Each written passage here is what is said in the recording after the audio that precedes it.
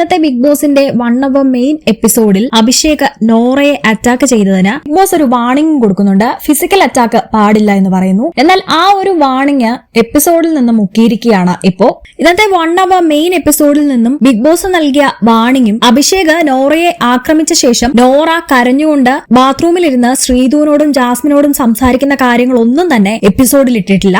സായിയുടെ കയ്യിലുണ്ടായിരുന്ന ദണ്ടും കീയും മറ്റുള്ള പ്രജകൾ ആരെങ്കിലും സ്വന്തമാക്കണം.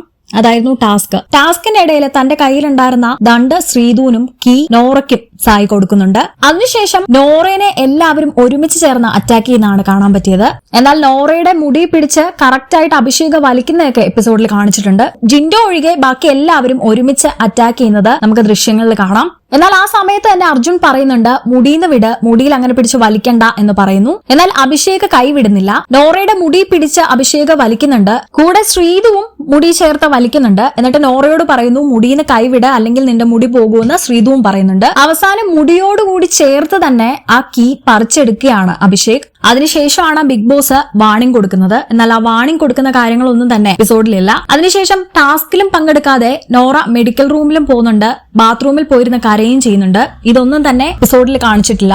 ഒരു ഫിസിക്കൽ ടാസ്ക് അല്ലാഞ്ഞിട്ട് പോലും ആ ഒരു രീതിയിൽ ആക്രമിച്ചിട്ടും അഭിഷേക് ടാസ്ക് കഴിഞ്ഞിട്ടും നോറയോട് പോയി ഒരു സോറി പോലും ചോദിച്ചില്ല. ടാസ്കിന്റെ തുടക്കത്തിൽ ലൈവിൽ വളരെ ആക്റ്റീവായിട്ടാണ് ടാസ്കിൽ നോറ പാർട്ടിസിപ്പേറ്റ് ചെയ്തത്.